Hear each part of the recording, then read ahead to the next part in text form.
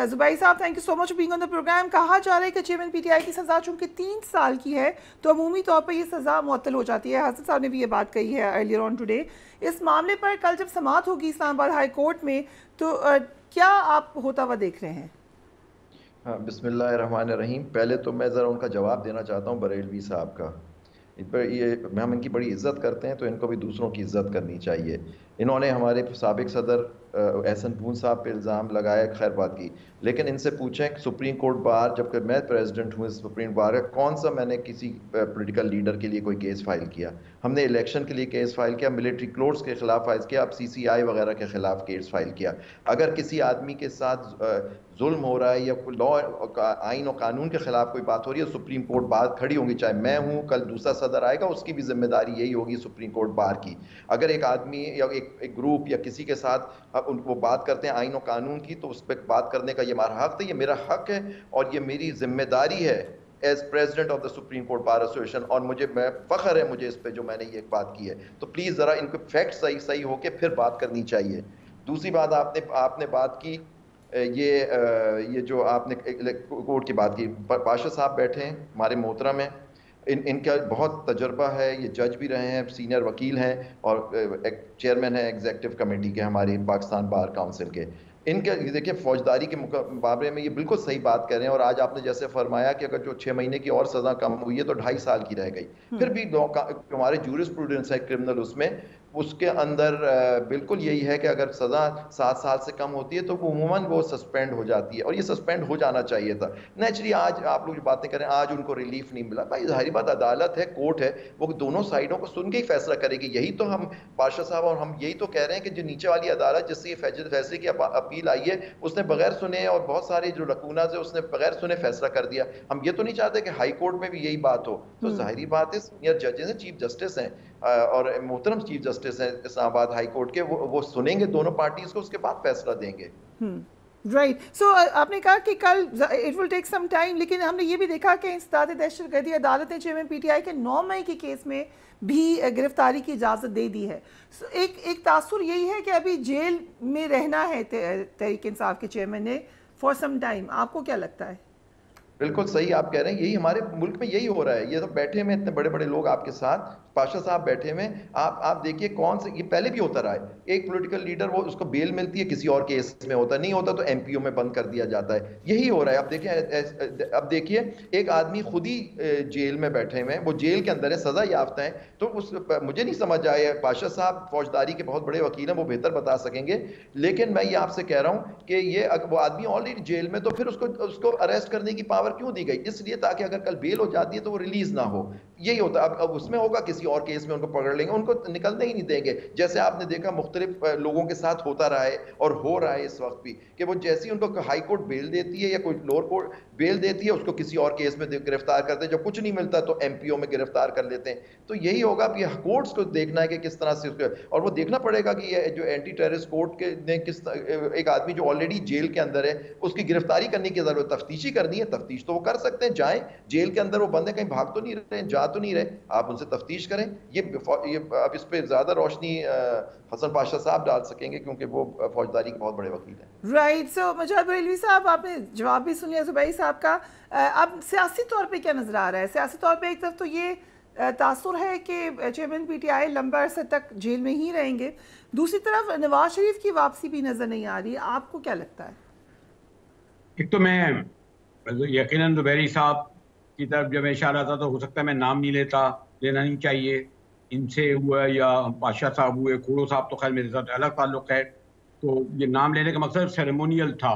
मेरा कहने का मकसद ये था कि पाकिस्तान के वकीलों की सबसे बड़ी तंजीमों के बारे में अगर हकीकत नहीं भी है, सुप्रीम कोर्ट तंजीम, ये तासुर आ रहा है, जैसे मैंने एहसन बॉन साहब का कहा कि अगर वो लंदन में जाके नवाज शरीफ के साथ बैठेंगे तो लोग यही, और जब वो वकीलों खड़े और ये नाअहली केस में जाएंगे सुप्रीम कोर्ट बार, और ये और मेरे दोनों बड़े मोहतरम लोगों को पता है कि पाकिस्तान में ना आईनी होते हैं, जितने भी केसेस हों वो पॉलिटिकल केसेस होते हैं। चौधरी हसन नवाज शरीफ साहब के साथ खड़े हुए थे जब उनका केस आया था, बड़ा तनकीद हुई थी, आज वे इमरान खान के साथ खड़े हैं। तो ये पाकिस्तान में केसेस आईनी, कानूनी, सॉरी टू से इन जैसे दो बड़े पाशा साहब और दुबई साहब की सूरत में मैं ये कह रहा हूँ। दूसरे मेरे अपने मोहतरम दोस्त खोड़ो साहब से अक्सर मैं इनसे कहता हूँ, भाई अब 16 माह हो गए, 18 माह हो गए, इमरान खान खत्म हो गए, जेल में हैं, नाम भी नहीं ले सकते, मैंने नाम भी गलती से ले दिया, क्या कहना चाहिए पता नहीं किसके वो, अब उस पर मलबा गिराना छोड़ें।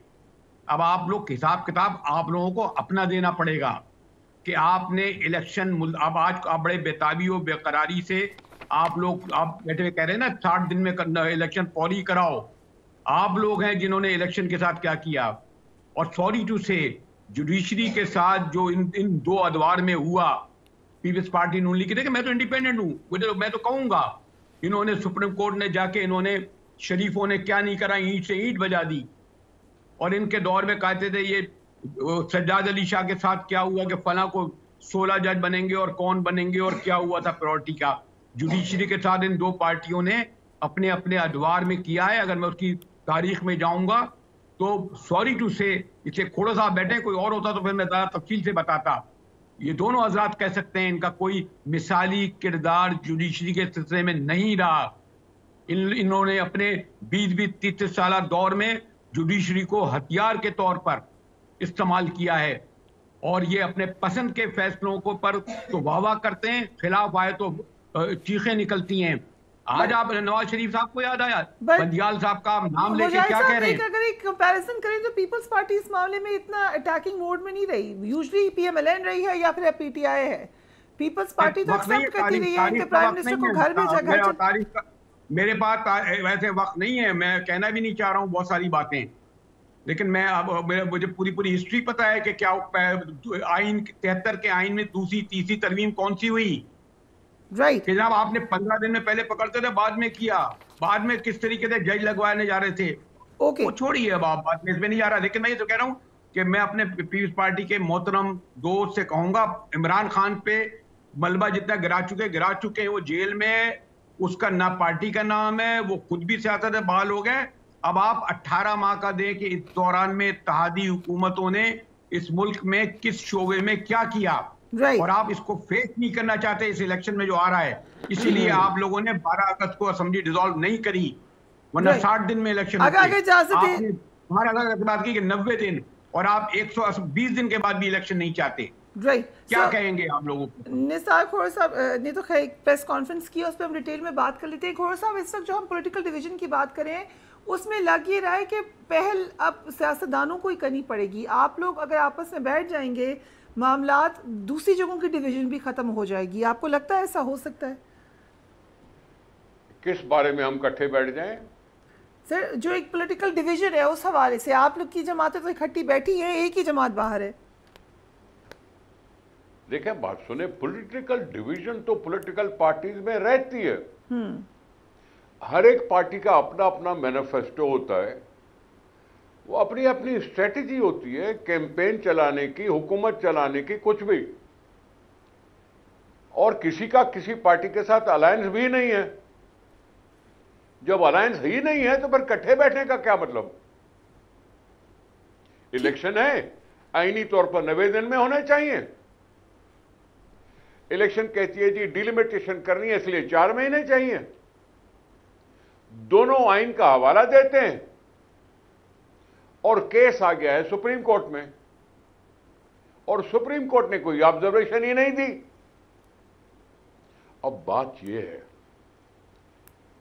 अगर आइन के तरफ जाओ तो 90 दिन में इलेक्शन, उसी आइन के तहत जाओ तो मर्दमशुमारी के बाद 4 महीने चाहिए इलेक्शन कमीशन को, फिर 50 दिन चाहिए इलेक्शन शेड्यूल के लिए।